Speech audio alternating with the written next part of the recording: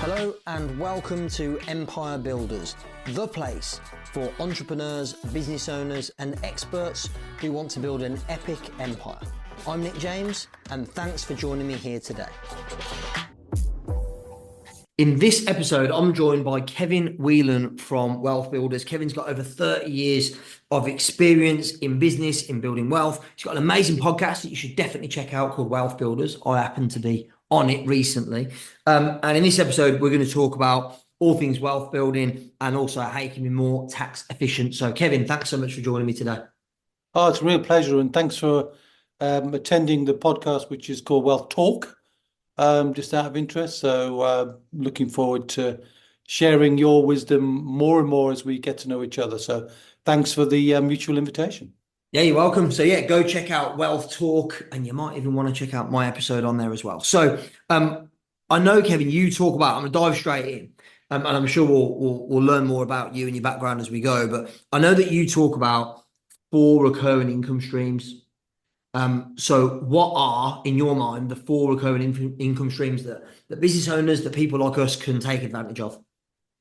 Well, specifically inside business, there are 4. The wider context behind what we teach at Wealth Builders is 7 different ways to create recurring income, but inside a business specifically. Yeah. And I think they're overlooked by many business owners in the focus on trading, as opposed to, well, where does the recurring income come from? And there's so many advantages of a recurring income business. But the first one, I normally ask a business to have a little think about what it is they deliver and who they deliver it to. And if it's a product, for example, is there any way that that product could be automatically shipped, delivered in a way, or compartmentalized in boxes? You know, we've seen it with chef's boxes and all sorts of things in COVID. You know, there was a whole growth of products. And making it attractive so there's a win-win on both sides, and particularly relevant now, actually, with the increase in the employer's national insurance, and everybody knows about it. So you could tell people about that and say, hey, this would be a way for me not to increase the price if you were to buy something from me on a more regular basis. So in a product. And the biggest example I use from my own personal life, Nick, is Laithwaite's wine. Yeah. I tend to buy my wine and get it auto delivered to me, so I don't have to think about it. And I trust, how that relationship works. So they get a nice regular income flow from me personally. But any business owner that's in products could do that. And likewise in a service, if you're delivering a service in some way, could again you negotiate. First of all, what percentage of your income is coming from recurring income? And for most, it's 0. But whatever it is, could you get that to 5%, 10%, 15%? And the service delivery, there's loads of examples of service delivery from, I suppose, from maintenance contracts on alarms and any kind of service at all. If there's some element to maximize and enhance the use of the service, is there a way to do that? And that would be recurring income number 2.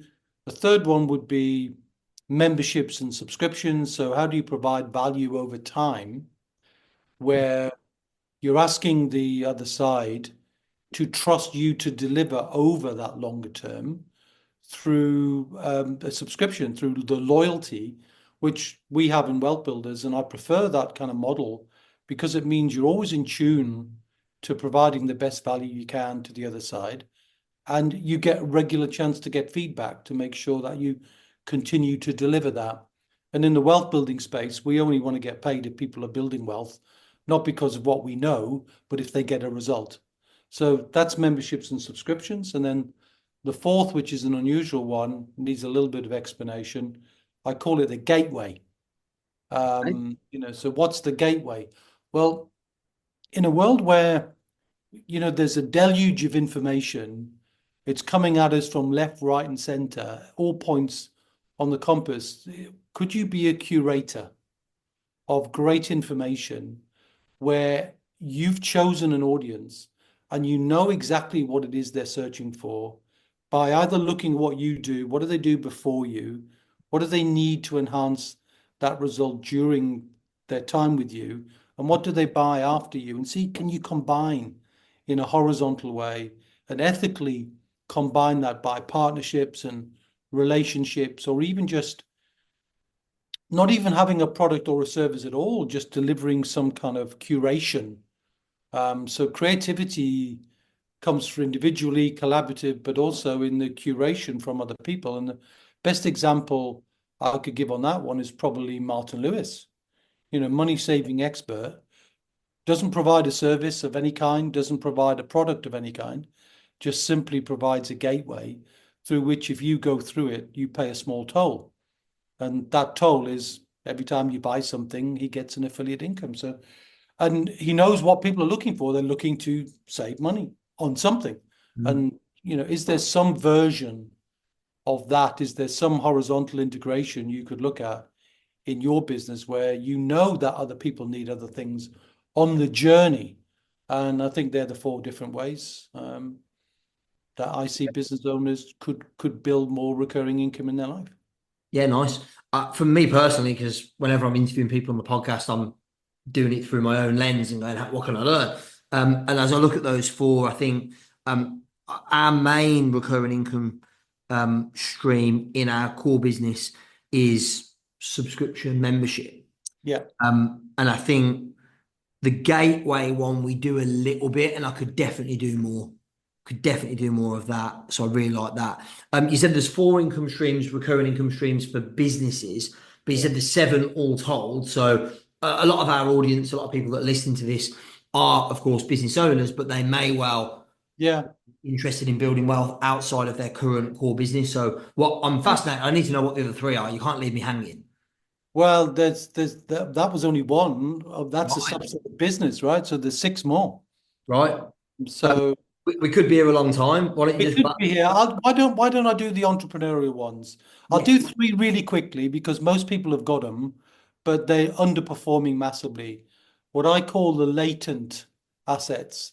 That the reason why 95% of the population, Nick, don't become financially independent is they've got three assets, but they're not really making them work. Right. Well, what have they got?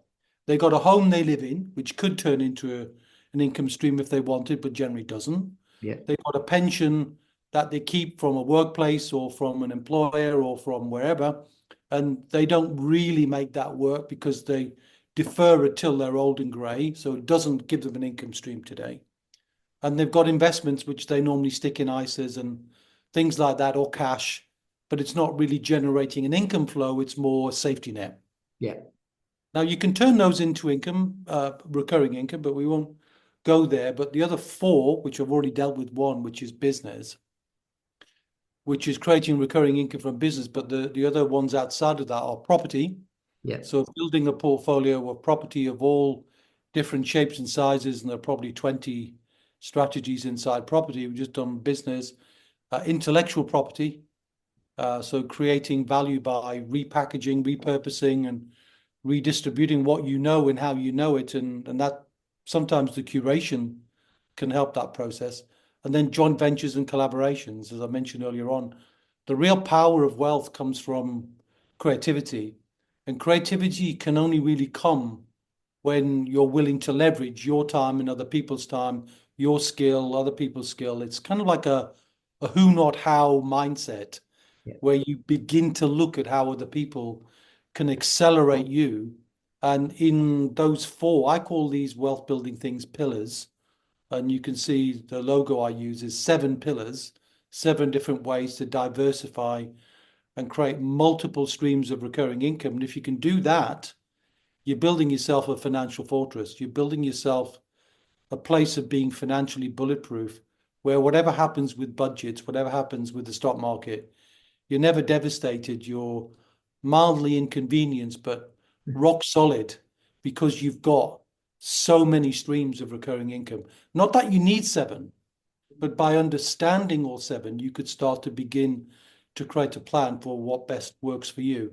And the entrepreneurial side for business owners, having a business, create recurring income would be great. Maybe diversify into property because you could, like you have, you've got you have your premises and you do training from your premises, which is brilliant because it's a good use of leverage.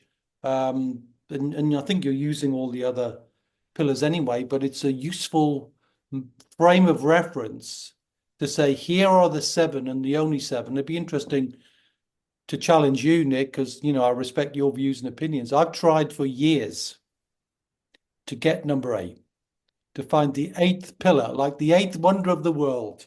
I Mm. cannot find it, and I'm looking for it. So if you or any of your, intelligent followers can help me find another one, I'll go with it. Except they normally tell me it's gold or crypto, but it isn't because they don't automatically put money in your life. So to be an asset, it needs to put money in your account while you're asleep and you own it and it creates that value. And yeah, it'd be interesting to see anyway. I suppose you could argue that assets like gold and crypto, they go into your investments category. And I Exactly. suppose you could also argue that property goes under the investments category, but you're keeping it as a separate. But I think it's different, so it does make sense to me that it's a separate category. There you go. So I'm now racking my brains, going, what else? Um, I have a standing offer of a fine case of champagne. oh Uh, well, to, now I'm to do. motivated. Now I'm Yeah, motivated to think of. there you go. Well, it could be something else if you're not a champagne drinker, but uh, going back to my point about wine, it's definitely something I put out there. And I've been on stage speaking about the seven pillars of wealth for years, and I've never really found number eight. I've got a hint of what it might be in the future, and I think it might be kind of intellectual property rights of your own. So Mm, instead of having a credit card where somebody else is capturing your information, imagine a world where you owned all of your own financial information and you sold that and yeah. said, if you want to know about me, I'll sell you my data. Mm, It would probably fall under intellectual property, but still, nonetheless, I think it's one that will come moving forward. And certainly, the famous people like Beckham and others have used that really, really well. But I think it's coming. yeah. Yeah, I think because your seven pillars are so wide reaching, most wealth building strategies would just fit within one of those seven, really. And to be fair, some of them certainly have crossover anyway. Like, so when you talk about the gateway under the category of business Business, as a yeah. recurring income stream, like in my mind, I'm like, well, joint ventures could also fit within that as well. So there's Yeah. there's lots of I think correlation between these seven, but that's really interesting. So what are then if and by the way, I don't think any of those seven things probably surprised anybody that's listening. They're like, yeah, that all makes sense. So why do more people not do this? Why do more people, I think you said, 95% or something of the population never really build any significant wealth. So like, why is that? What are some of the mistakes people are making? What are the reasons why they don't do this stuff that you teach so well? Yeah. I mean, the biggest reason I think is a focus on the wrong things. Okay. Uh, so everybody's got a focus in their life, but whatever reason, it seems to be pointing in the wrong direction. So, for example, when people talk about income, they're more often than not, they're focused on if they're in a job, trading time for money. Yeah. If they're in a business, they're trading a service or product for money. Yeah. And that focus of the temporary and transient nature of income means it's not building wealth because you you start each month with a whole new blank piece of paper, really. Yeah. So I prefer to get people to focus on what is recurring. And if you can spend more of your time, like I challenge anyone, how much time in a month are you spending building recurring income? This is the challenge for most people. And Yeah. not like you because you're doing it, but for people who are not doing it. And why is that? It's because it's so easy to focus on the here, the now, the urgent, without focusing on how do I get to a place, if I ever want to be, where I've got complete control and I'm building certainty in my life when fundamentally life is uncertain, but you don't feel it until something goes wrong. So nobody feels the pain until something goes wrong, or they get old and they realize they haven't got enough money. Yeah. And their life is going to be uncertain because they didn't build wealth. They just built income. And if you look at the amount of taxes people pay in their lifetime, it's very difficult to save money. So it's not about savings. And that's the second, I think, inappropriate focus. And the whole financial industry is focused on this, which is what they would call net worth. How much am I worth? You don't spend what you're worth, you spend income. Mm. So my outcome for most people is don't focus on what your actual worth is. Yes, you need to know it, but focus on how much recurring income is coming in your life. So if you stop work today in your job or your business or whatever you're doing, your primary income, and that stops, how much is going to come automatically? Yeah. And then gradually try and build that to at least a level where you could live a lockdown lifestyle. That would be financial security. Beyond that, what lifestyle would give you an income stream you'd be completely happy with, a no compromise life?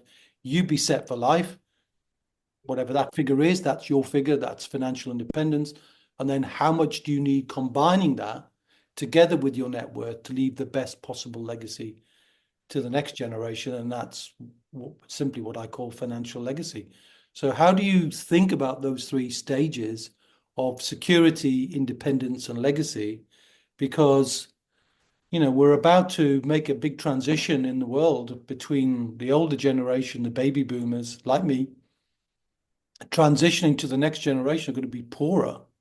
Mm.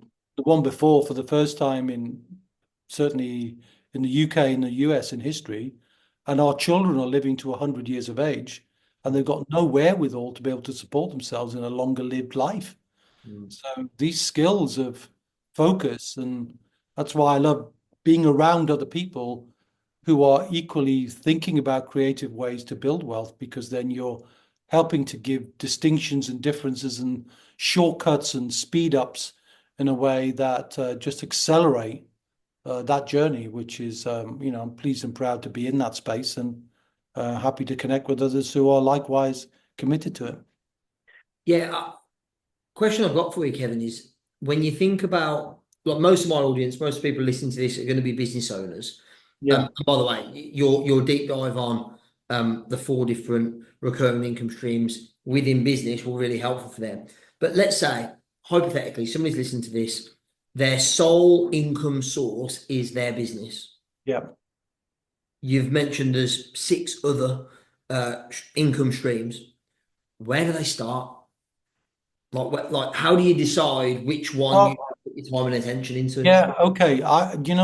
That's a really great question. And I would say you start in one of two places. You start with pain or you start with pleasure. Yeah, So start with pain first.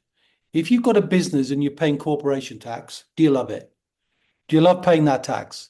If you don't love paying that tax, then pay less. Take the money that's you're paying in corporation tax and then claim it back by putting it into a special pension for directors, yeah, which I'll talk a little bit more about. And then you can use that money. So the government have paid you, and then you can use that money to build wealth with, rather than the tax once paid is gone forever. You get it back and now you can use it. So that's the pain bit. Get rid of that pain and start using that money in the pension pillar. But instead of it being a pension that you've given someone else and you've sort of delegated it, but then you got busy, so you abdicated it. You now start to say, hey, that's tax-free money. What could I do with that? Now I could build either stock market, or I could build crypto, or I could build property, or I could be a bank and lend money. You start to see different ways where the pleasure comes in, which is, who are you? What's your personal DNA? What are you interested in beyond business? By the way, I'd always start inside a business, because if a business owner is in it and they're putting all the hours business owners do inside that business, I would say start inside your business first. Create recurring income in your business if you can, because you're doing it every day. So it's just a slight change of focus. When you're doing something different, it's a deviation of your focus. You've got to give time to it. So you best give time to something that's going to give you some pleasure. And I think the biggest one that our business owner clients go for is property, yeah, because they love the tangible nature of it, sometimes to operate from, So instead of paying rent, they pay rent to themselves and become their landlord and tenant of their own property, often using that tax relief and getting the government to actually pay towards it. So yeah, usually inside your business, yeah, get one of those four, claim some tax relief, and we'll talk about that kind of pension in a minute, but think about what you would do. And if you love trading, you could trade options in the stock market. If you love property, you could do property. So choose something that you have a natural interest in and it's going to be fun, enjoyable to do it, rather than, oh no, it's a pain. Because if it's a pain, you'll make an excuse and you won't do it.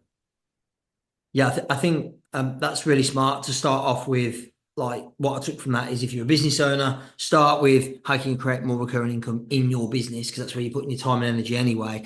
And then it makes sense to look at being more tax efficient in that business because again, that's leveraging what you're already doing without distraction, without having to do loads more work.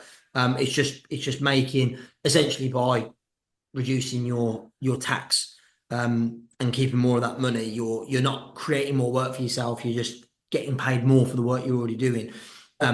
So I like the philosophy or the thinking of go down the pain route first. Like how can you stop paying as much tax or be more tax efficient? And then you go, right, now let's look at what do you want to do? Maybe property excites you, maybe investing in crypto excites you, maybe you want to build a podcast of your own and benefit from, I guess that would fall under IP, wouldn't it? Yeah.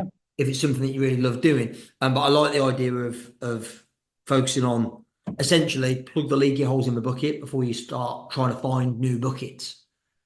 Yeah, nicely said. Very good. So I want to go a little bit deeper because I know this is like your expertise and it's not mine at all. Um, but like people talk a lot about SIPs and SAS and things like that, and like I'll be honest, I'm not that well informed on these things. Okay. So when I get asked on them, I generally just say so. I go, look, it's not my area of expertise. Find somebody who is. Here he is, Kevin. So, like first of all, what's for someone who's a bit of a novice on this? What's the difference between a SIP and a SAS? Okay. So I suppose I'll caveat that by saying when you're building wealth and you're building that layer of diversification, you have to be prepared to learn some new language. Yeah. And that's true because, that's just inevitable. So the language can sometimes be clunky, but we can debunk it really quickly. Mhm. So a SIP, most people will have heard that language Yeah. around since the 90s, self-invested personal pension. So what is that? Well, it's a personal scheme for one. It's not special for directors in any way, shape, or form, but it gives you a pension scheme so you can claim the tax back. What you invest in can grow tax free, but the restriction, which there is in SIP, it's restricted number one to personal, it's one. Yeah. And two is you've normally got two tracks to run on. One, stock market. Yeah. Two, commercial property. If you want to do anything else, you can't do it from there. Yeah. It's a bit like having a vehicle, it's a tax-free vehicle, but you're either in the back seat or you're in the passenger seat. Somebody else is saying you can or you can't, Yeah. and they're choosing your direction of travel. Yeah. That's basically, what a SIP does. SAS is different language. Okay, what does SAS mean? Small self-administered scheme.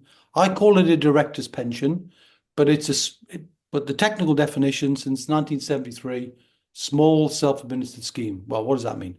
Small means for a small business owner, no more than 12 people, so maximum 11 people. Well, that's a lot more than one, Yeah. which means that you start to think about that. It's a scheme for multiple people, husbands and wives, grown-up kids, business owners, brothers and sisters, up, down generations, people who want to collaborate together. Because as we said earlier on, sometimes the real joy and the real leverage in building wealth is the creative collaboration.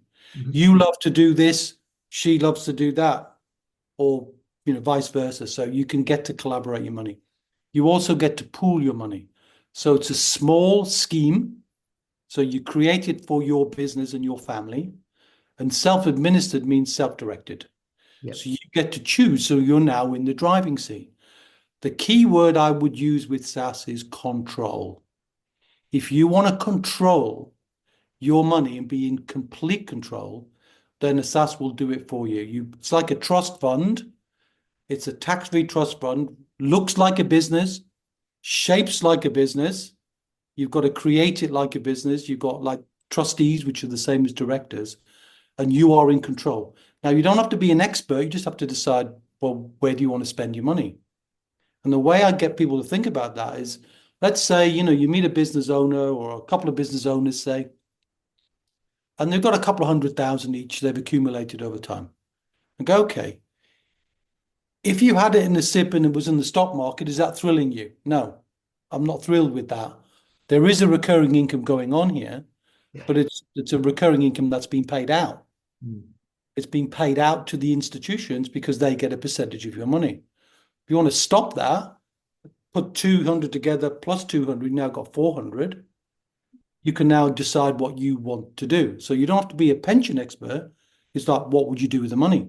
Well, I'd buy property, say. Okay, you've got 400 grand. You could buy a piece of commercial property, or you could do a commercial to residential conversion. Whatever you want to learn and Mm. get excited about, you can do. So the collaboration is key, the control is key, and the fact that you can also lend up to half of that money to your own company. Right. So stated differently, if you went to your SIP company, went, can I borrow half my money? They go, no way. Mhm. It's in the stock market. But in a SaaS, because you're the owner of it, you've got a dispensation to lend a secured loan to yourself, essentially, of up to 50% of the value. So again, use those two directors. If they had 400 grand, they could lend their business 200 grand. Yeah. Well, what can they do with that? Or whatever they want to do.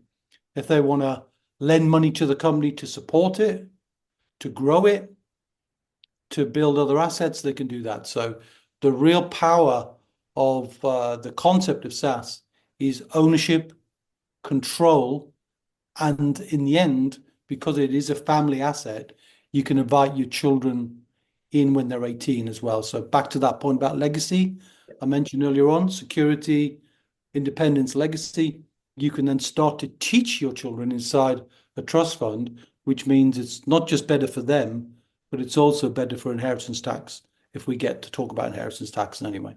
Yeah, I'm going there in a minute. Before we do, when it comes to like if somebody's listening to this and they're going, yeah, I want to explore how I can set up a SaaS and get more expert advice. Where do they go to tap into your expertise or your team?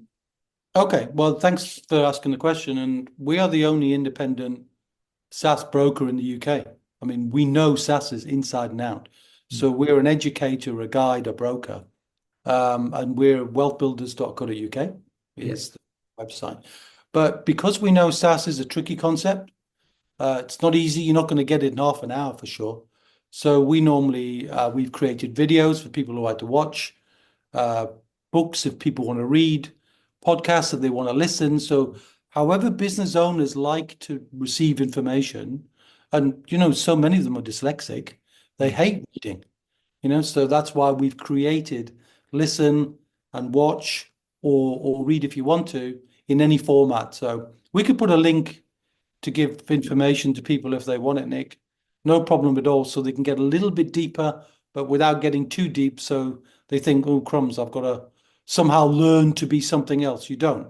You just have to think about, well, what would you do with your money that's different? If the government changed the rules, which they often do, and said, hey, you can do exactly what you want with money in your pension, would you turn around and put it exactly where it is now? Or would you do something different? And if you do something different, a SaaS is definitely worthwhile looking at. Cool. Yeah, we'll definitely check out wealthbuilders.co.uk. We'll put the link in the show notes as well with this. You hinted, Kevin, at inheritance tax, which for anyone that's building significant wealth and wants to create legacy, like this is a problem, and a big one at that. And for I guess depending on what stage of life you're at, you might be I'm certainly thinking about it from two different sides. I'm going, well, I want to reduce the inheritance tax that I'll have to pay, and also I want to reduce the inheritance tax that my kids will have to pay.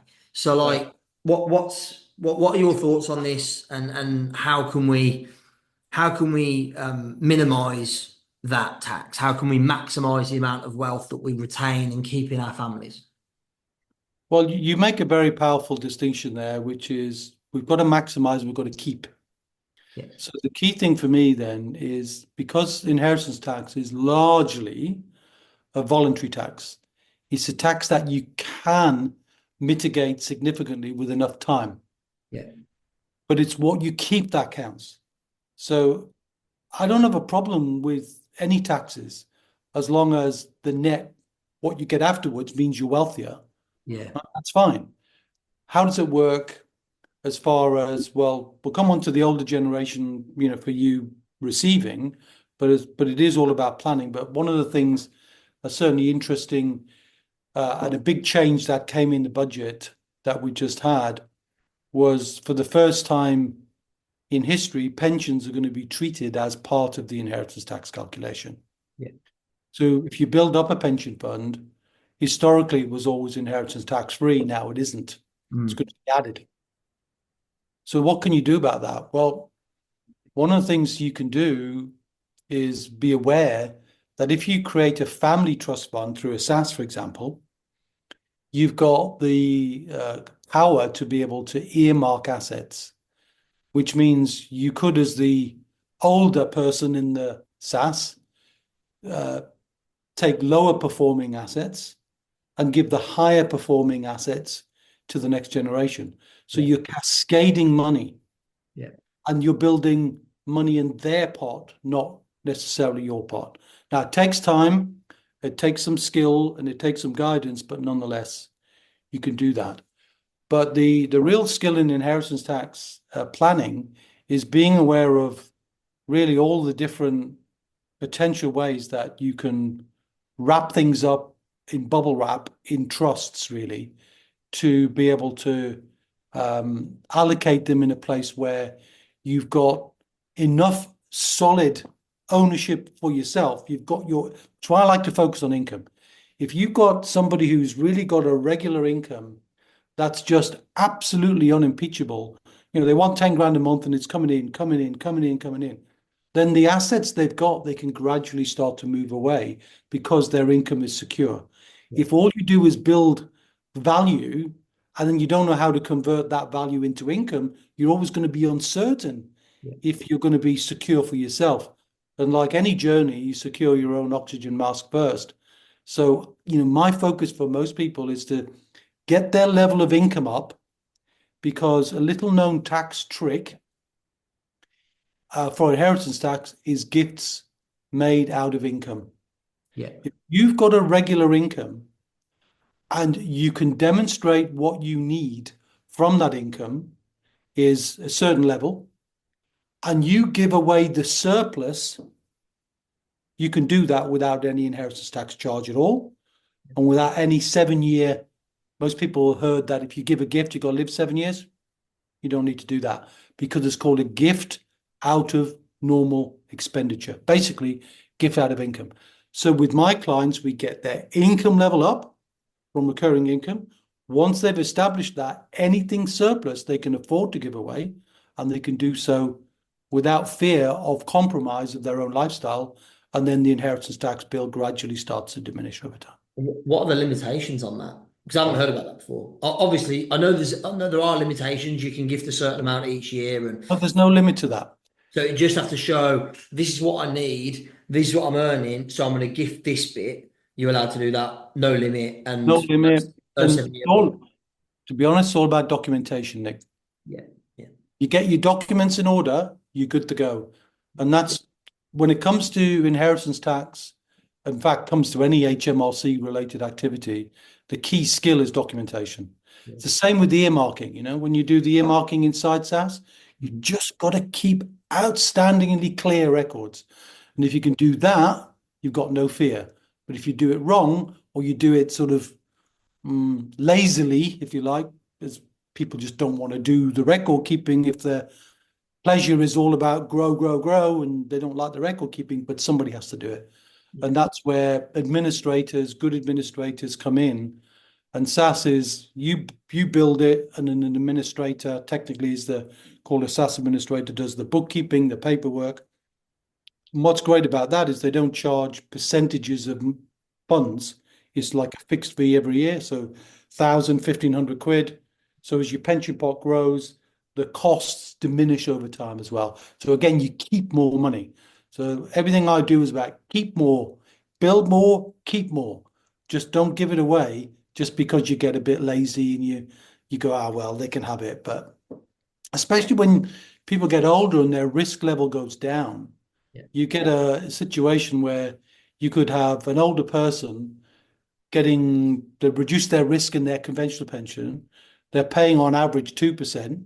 They're getting 4%. So 50% of their pension is going in fees. Yeah. It's crazy. But people do that because they're not willing to get involved. And that's the key thing. So that's why, to me, enjoyment of wealth building is all about choosing what you like, delegate with authority what you don't like, find people you trust, get good recommendations, but do it gradually over time so that it's like being fit, isn't it? You can't just go to the gym, pump a bit of iron and hope everything's going to be all right. Can't do it. It's got to be part of your life. And if you're serious about it, it's not difficult to do. If you just get lazy with it, well, you're going to end up in a mess in some way. For sure. Final tax question, and I think this one's probably relevant for a lot of our audience, business owners, entrepreneurs, certainly are building or have built relatively successful businesses.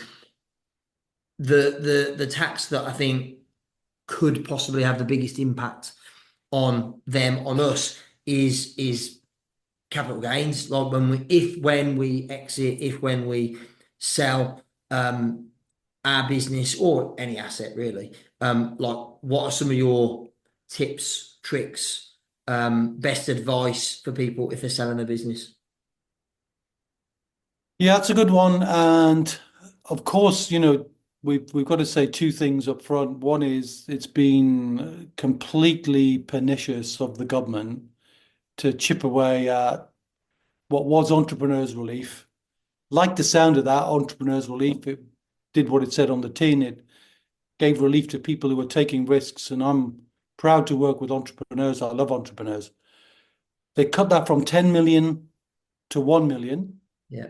And then it was 1 million at 10% tax instead of 20%. So it was a 50% discount on the tax bill for when you sell anything.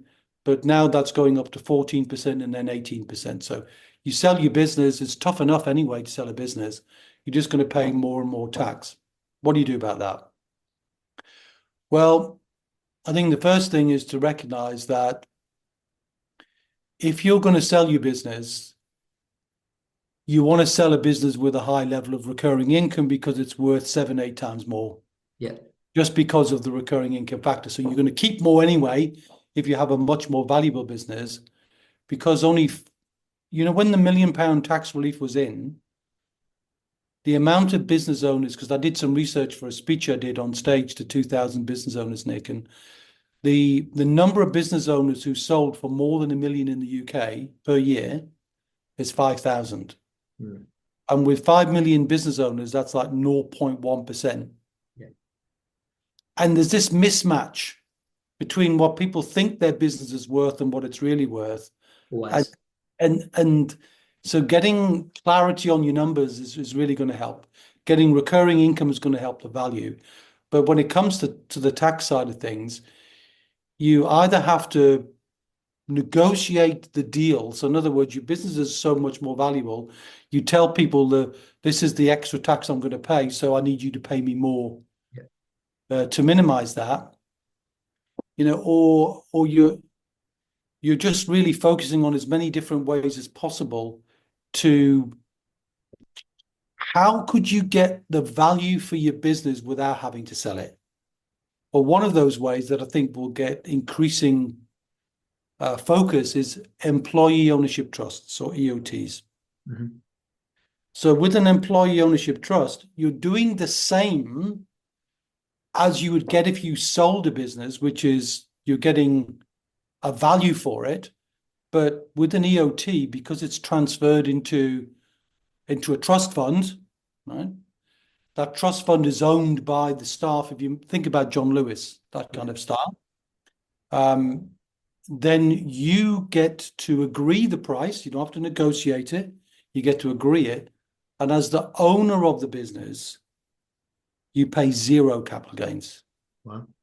You get the income, no capital gains tax at all. Not 10%, not 14, not 18, zero.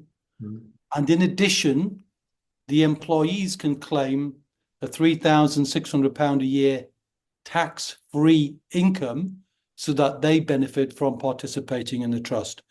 So you're beginning to see that as a business owner, you've got to see more than just the doingness of being in business, the busyness of being in business. You have to surround yourself with people who can help you understand the right way or the right ways or combinations of ways to help you keep more, enjoy what the result is of your business, and to build as much wealth from it as you can, rather than just simply handing over loads of money to third parties like the insurance industry or to the taxman. So there are distinctive things that you can do.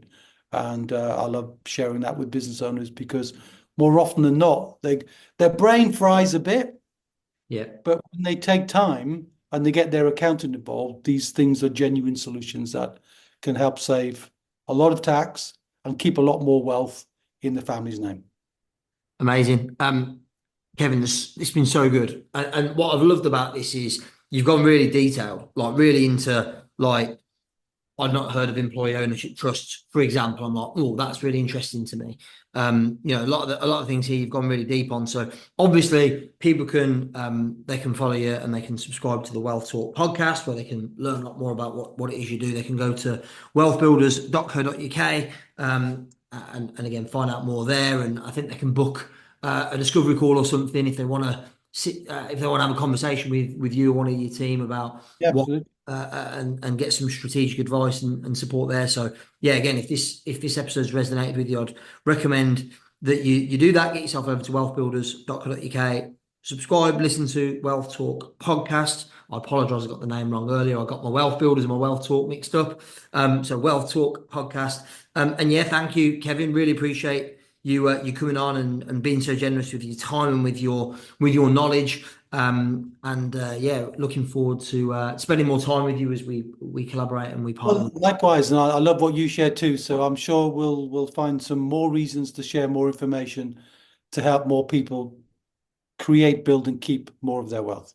For sure. Thanks, Kevin. Thank you so much for listening to Empire Builders. Please subscribe, leave us a review on Apple, on Spotify, on other platforms, and share the love, tell your friends. Remember, till next time, the more you connect, the more you collect.